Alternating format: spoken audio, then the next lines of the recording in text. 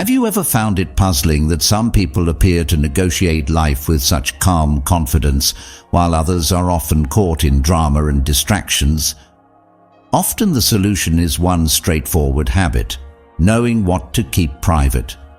Better still than anyone, the Stoics grasped this. They taught that maintaining your tranquility, safeguarding your energy, and living with intention are just as important as hiding some facets of your existence. Today's video delves into 7 things an intelligent person always keeps private. These are the spheres of life where one should give quiet thought instead of public debate. And as we investigate each one, I will offer ageless insights from Stoic philosophy to show you why keeping these things to yourself isn't just smart. It's necessary for living a meaningful, empowered life. By the end of this video, you will see why privacy is a superpower rather than only a virtue. Let's get started. Number 1. Personal goals.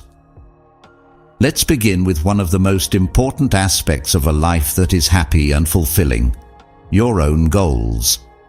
One of the most well-known Stoic philosophers, Seneca, is credited as saying, "As long as you live, keep learning how to live."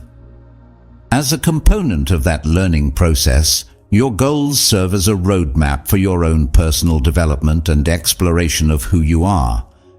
The issue, however, is that if you reveal your objectives too soon, it may have unintended consequences that you did not anticipate. You run the danger of opening the door to skepticism, diversions, and even envy when you discuss your aspirations so early on in the process. Imagine that you have just taken a seed and planted it in a rich soil. What if you were to bring it out of the ground every day to demonstrate to other people how it is developing? No, of course not. In order to ensure that it is able to flourish on its own, you would allow it to grow in peace, shielded from any outside influences. It is similar to exposing a seed to strong winds when you share your aspirations early on. It weakens the foundation before it has even had the opportunity to mature. The illusion of progress is just another reason why you should keep your ambitions kept a secret.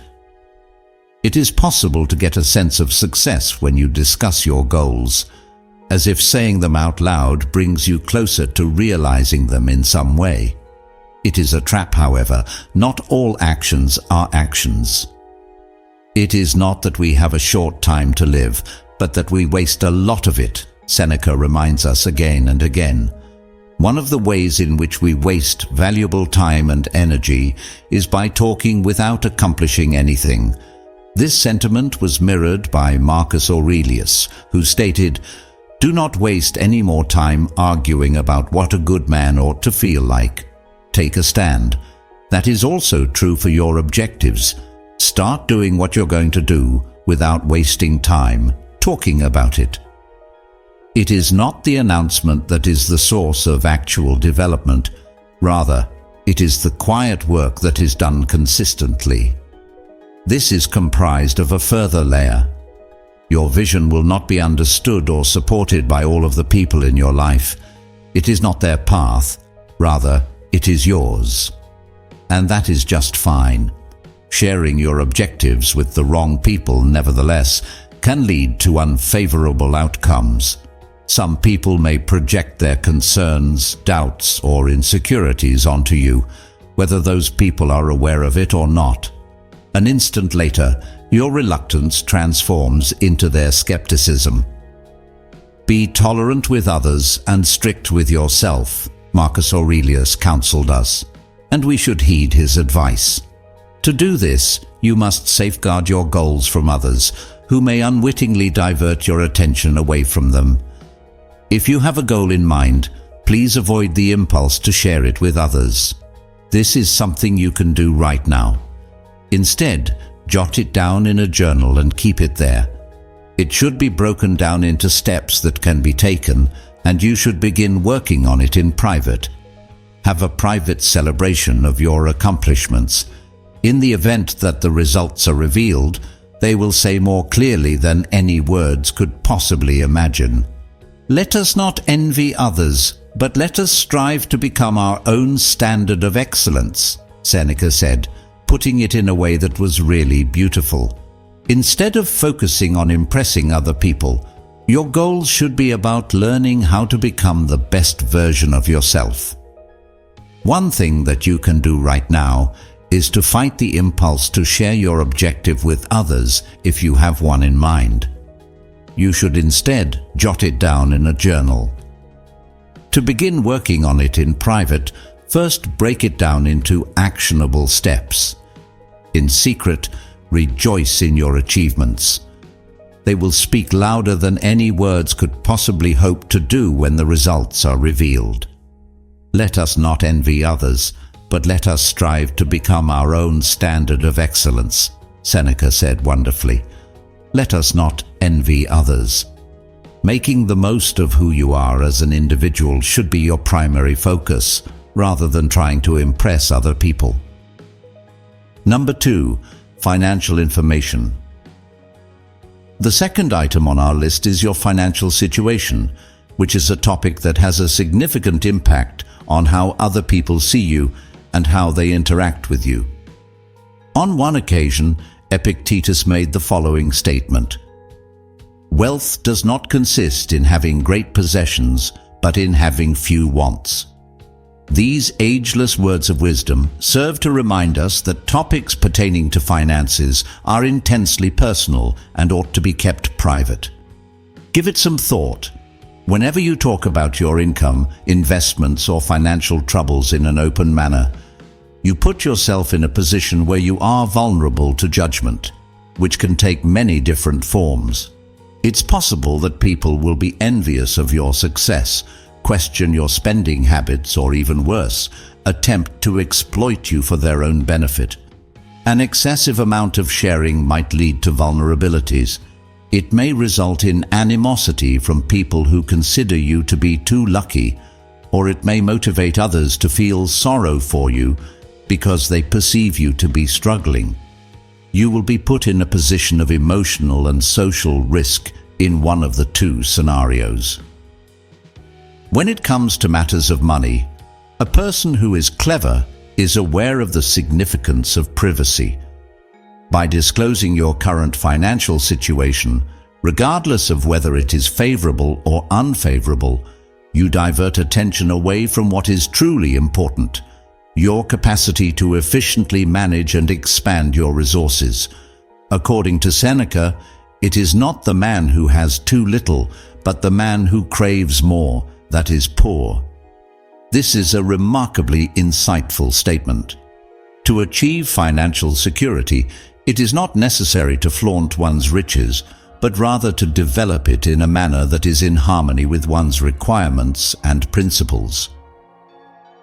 What is it about talking about money that makes it so tempting?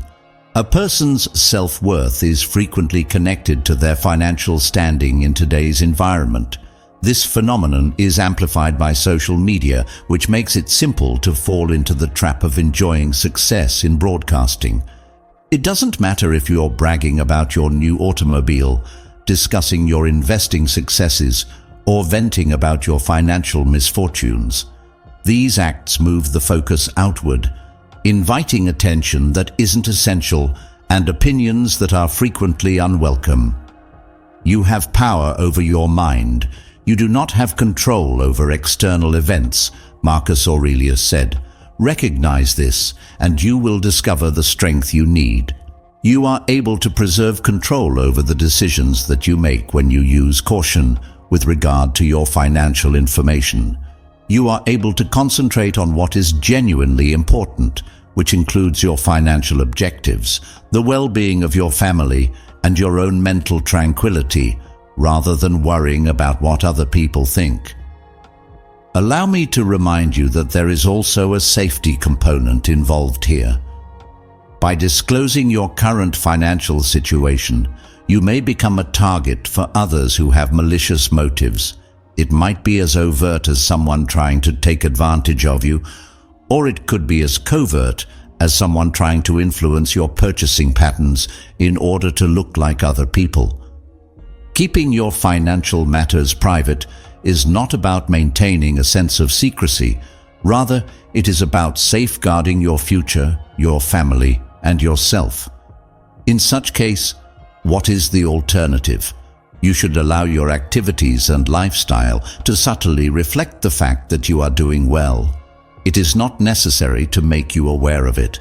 In the event that you are confronted with difficulties, you should think about seeking advice from a financial expert or a reliable confidant, someone who is able to provide you with actual solutions rather than simply opinions.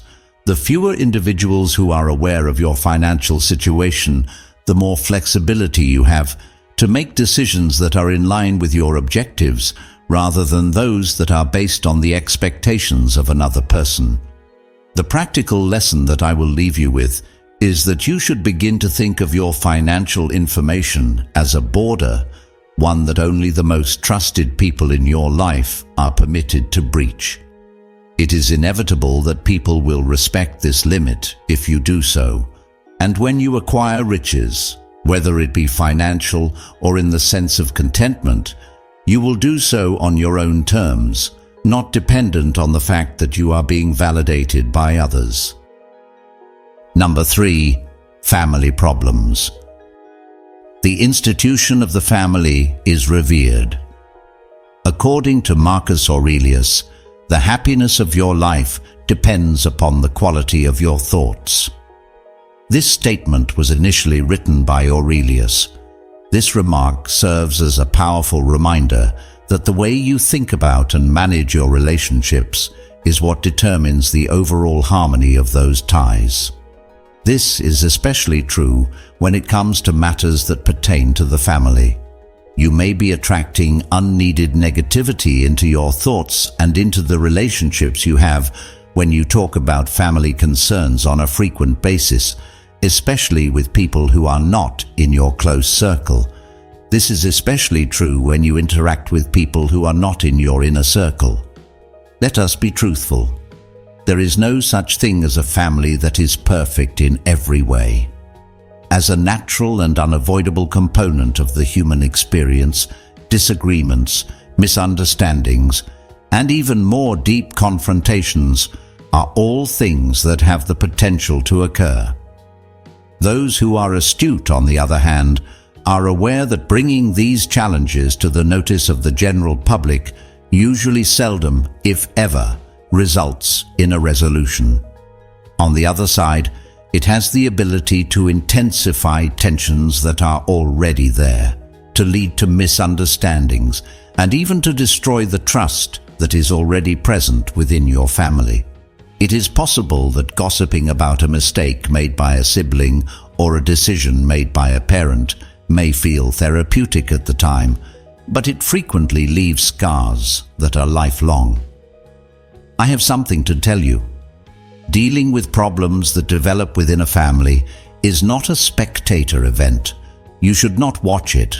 Bringing in outsiders, particularly those who do not have a thorough understanding of the problem or an emotional participation in it, frequently makes the situation much more problematic than it would have been otherwise. Rather of seeking confirmation or compassion from other individuals, smart people choose to resolve issues that arise within their families in a private setting.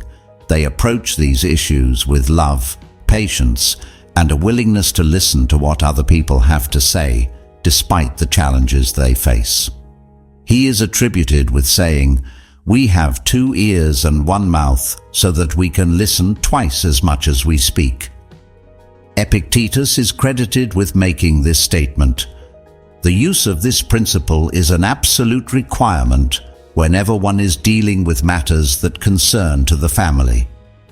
Having stated that, I am not meaning to imply that you should shoulder every burden by yourself.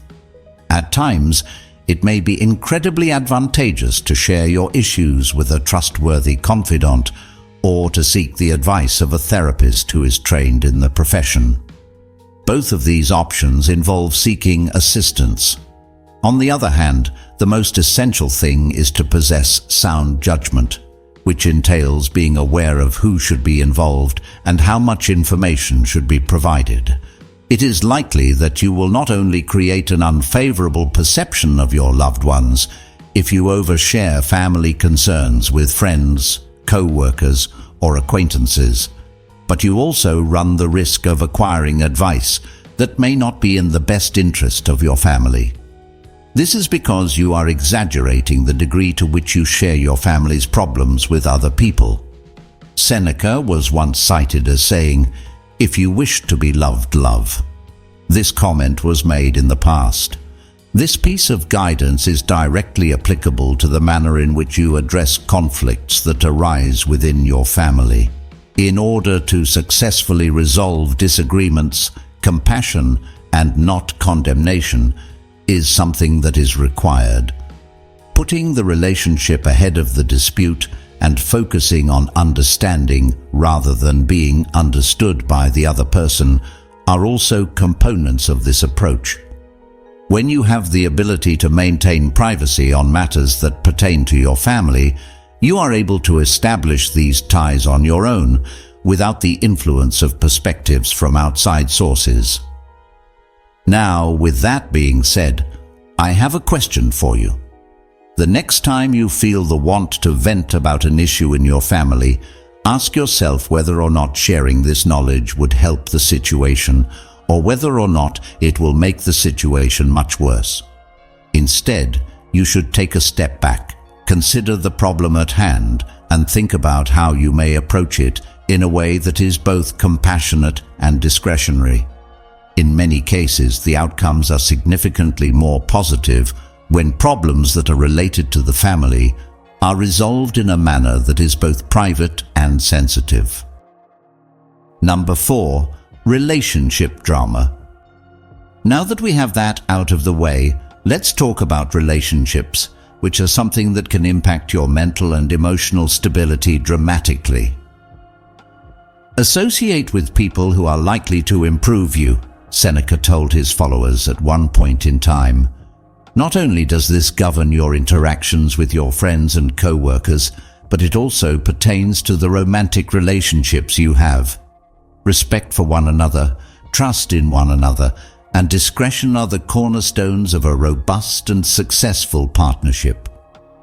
When you talk about the drama that is going on in your relationship, you are inviting the opinions of other people into a space that ought to be private and designated for the two of you.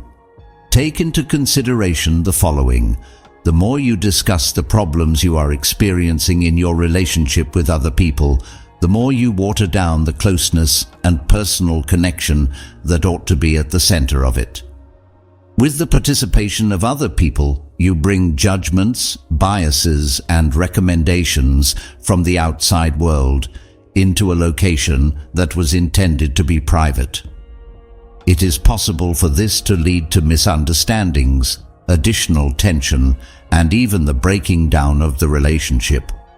The place that is supposed to be a secure sanctuary for both spouses is now open to the scrutiny of those who do not have a deep understanding of the dynamics that exist between the two of you. Being intelligent means being aware of the fact that the strength of a connection is directly proportional to the degree to which both parties respect and communicate with one another. This connection can be weakened by expressing one's complaints in public or by seeking validation from other people.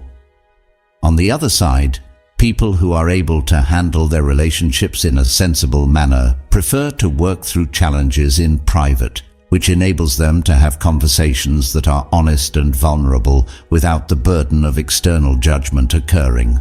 According to a quote attributed to Marcus Aurelius, "The happiness of your life depends upon the quality of your thoughts." Therefore, when it comes to relationships, the way in which you choose to handle disputes in your mind and heart has a direct impact on the harmony that you experience. When anything goes wrong, it is simple to slip into the trap of seeking counsel from acquaintances or members of one's own family. It is a fact, however, that each and every relationship is one of a kind. People who are not a part of the situation typically only see a small portion of the whole, and their counsel could not be useful or might even make the situation more tense. A quote attributed to Seneca states that, "No man is free who is not master of himself." Self-mastery is of utmost significance in the context of interpersonal relationships. Controlling the impulse to overshare or to rely on other people to fix your difficulties is something you need to do. You and your spouse are the only ones who have the ability to fully comprehend the situation and the circumstances around it. You should ask yourself, will sharing this with others help or hurt the situation? The next time you are confronted with a struggle in your relationship, this is some advice that you should take into consideration. Intimacy flourishes when it is private. In order to maintain healthy relationships, it is essential to exercise discretion and respect for one another. When you choose to tackle your problems in private, you give yourself and your spouse the ability to work through the issues in a manner that improves your connection, rather than producing stress that is not necessary. Number 5. Good deeds. It's possible that you haven't given much thought to this one: your acts of kindness. A person's worth is measured by the worth of what they value. Marcus Aurelius taught his students a long time ago. That which we hold dear, as well as the acts that we conduct in accordance with those values, are a direct expression of our character. This means it is not a need for recognition that should motivate you to do good in the world. Rather, it should be a place of true intention, rather of advertising the act itself, which is the reward. The act itself is the reward. You have assisted a friend who is going through a difficult period, or you have contributed to a cause that is very important to you.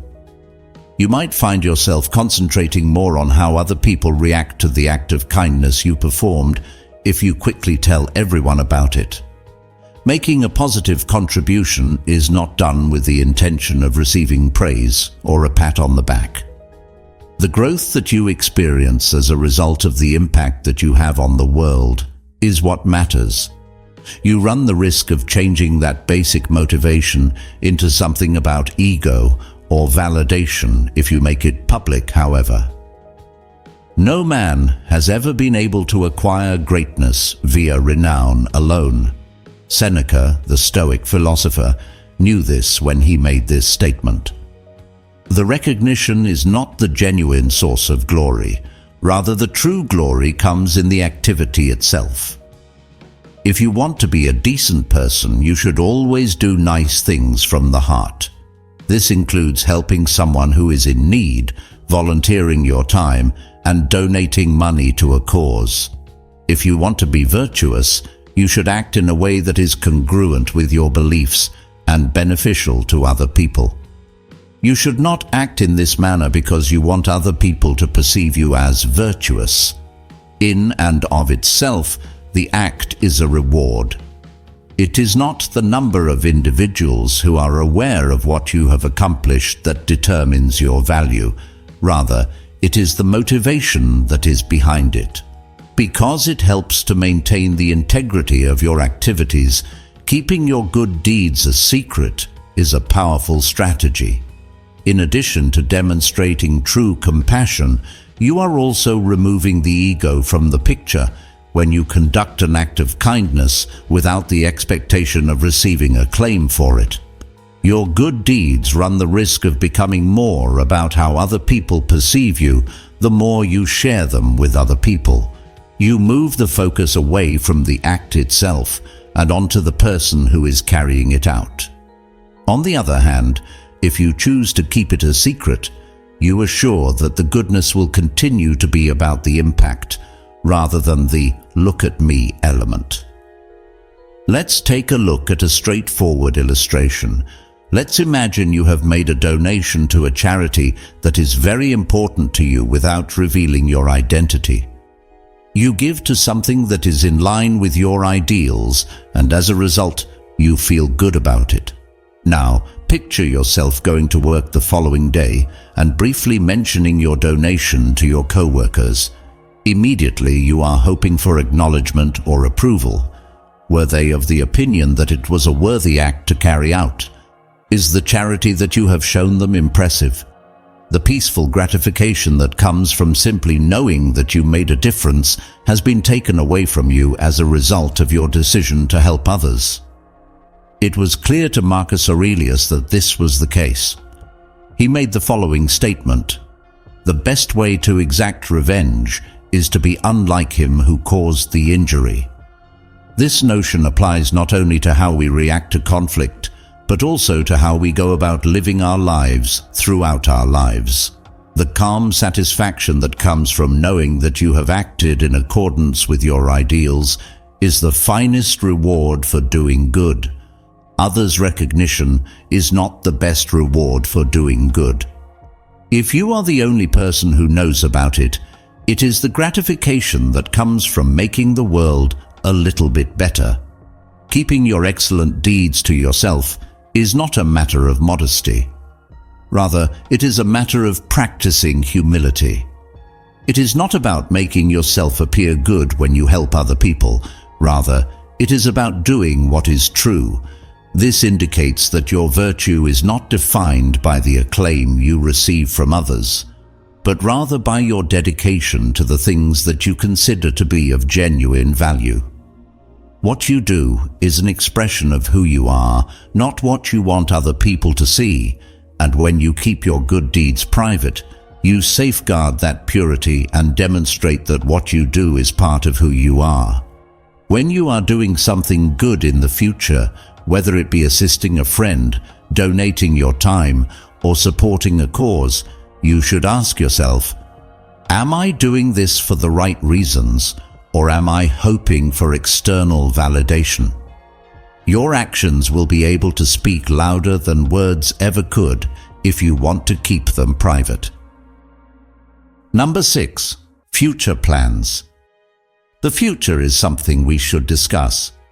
First, say to yourself what you would be, and then do what you have to do. Epictetus advised, "Do what you have to do." This piece of advice is quite strong. You are the one who has the power to construct your own destiny, and the manner in which you choose to share or not share it with other people is a matter of strategy.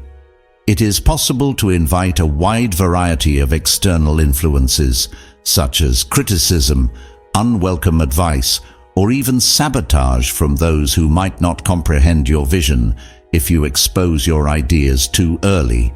Take, for example, the fact that you are enthusiastic about a new project, an ambitious goal, or a change in your area of work. The natural inclination is to tell the world. After all, exchanging your enthusiasm with others can feel like a validation of your feelings. However, if you reveal your intentions before they have been finalized, you leave the door open for other people to project their uncertainties, anxieties, or preconceptions onto your journey through life. This might easily cause you to lose concentration on the task at hand. That not everything needs to be communicated is something that intelligent people are aware of. In point of fact, there is strength in being mysterious. It is not because things are difficult that we do not dare. Rather, it is because we do not dare that they are difficult. This is a statement made by Seneca, a Stoic philosopher. You not only shield yourself from detrimental influences from the outside world, but you also construct a solid basis from which to take action by keeping your goals a secret. There is no need to seek validation before you have even taken the first step on your journey. Your outcomes will speak for themselves. When you let your actions to speak for themselves, you give the world the opportunity to see the results of your effort, unencumbered by the cacophony of opinions that have not been earned. They don't waste time telling everyone what they plan to do, because they are too busy carrying out their plans. Think about the finest performers in any industry. As soon as individuals become aware of what they have accomplished, it is already too late to condemn or impede the progress that they have made. Their accomplishment is the source of all the loudness. Consequently, why do we even bother to discuss our plans in the first place? One of the contributing factors is the human need to feel validated. If we want to hear that our ideas are good, that other people believe in us, or that our goals are worthy of being pursued, we want to hear those things. You run the risk of diverting your focus away from taking action and into the world of seeking acceptance when you give other people an excessive amount of insight into your future. You are preoccupied with the opinions of other people, which prevents you from concentrating on finding ways to make things happen. Epictetus underlined that our power lies in our capacity to govern how we react to the different things that are going on in the world around us. It is not the events that occur to you that are important. What is important is how you respond to them. Your ability to exercise control over the manner in which you approach the procedure is preserved if you keep your future plans a secret. Neither the demand for approval nor the influence of voices from the outside world will be able to affect your decision. What really important is your capacity to concentrate on the tasks that need to be completed in order to turn your idea into a reality. When you are next tempted to tell everyone about your goals for the future, remember to take a moment to pause. Am I sharing this because I'm seeking approval, or because I'm genuinely excited to make it happen? Are some questions you should ask yourself? Your actions should be kept quiet, and the results should be the ones to create the noise. You'll discover that the trip itself is more fulfilling once you do that, and the result will speak for itself. Number 7. Fears and weaknesses. This brings us to our final topic, which is something that each and every one of us is familiar with: our anxieties and our shortcomings. We suffer more frequently in our imaginations than we do in the real world, Seneca once wrote. It is a profound truth that many of the concerns that we confront are often exaggerated in our brains, playing out in countless scenarios that are often more terrifying than the actual situation. But how we deal with those worries is of the utmost importance. Individuals that are intelligent are aware that it is best to work through their internal issues in secret, regardless of whether they are worries of failure, insecurity, or insecurity. These are not items that should be publicized or shared with your entire network of friends and acquaintances. Fears and vulnerabilities are an inevitable aspect of being human. Nevertheless, they do not and should not define us until we give them permission to do so. When we are going through difficult times, it is normal for us to start looking for assistance. Yet, there is a time and a place for exposing our weaknesses. People with intelligence are aware that it is not necessary to fight every conflict in public in every circumstance. If you open up too quickly or to the wrong people, you run the risk of being misunderstood, or perhaps receiving advice that is more about the person's discomfort with your challenges than it is about delivering real solutions to your problems. Take, for instance, the emotion of terror.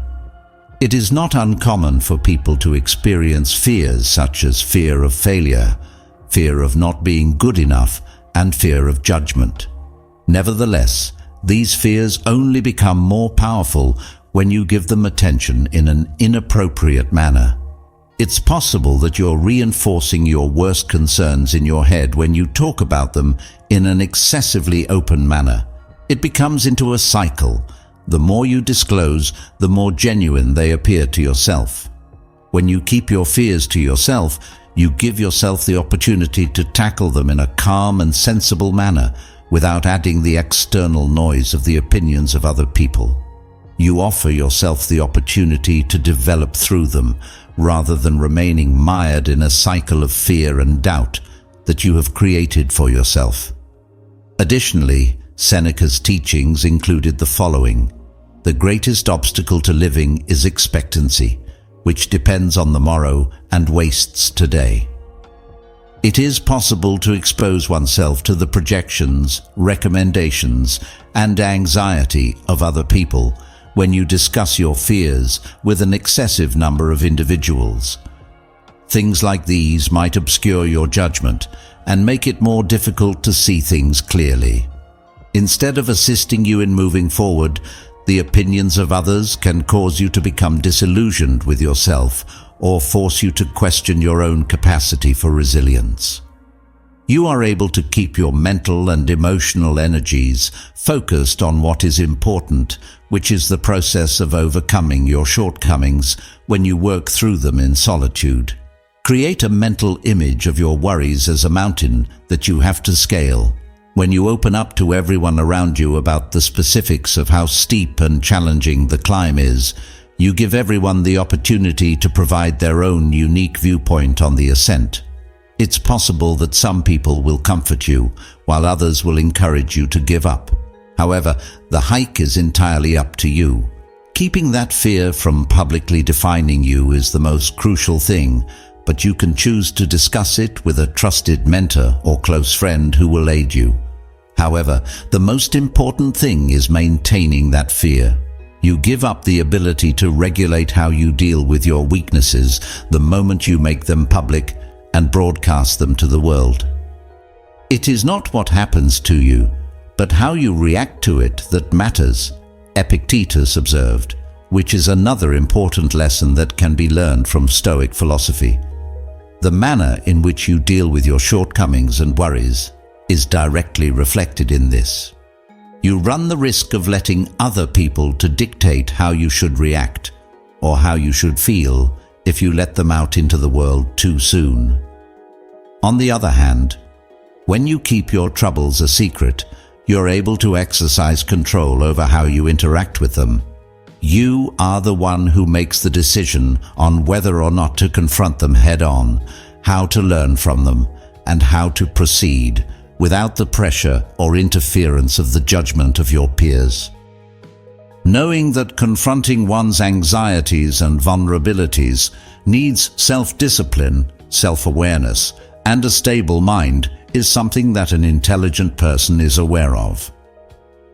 The protection of your personal story is achieved by the guarding of your weaknesses.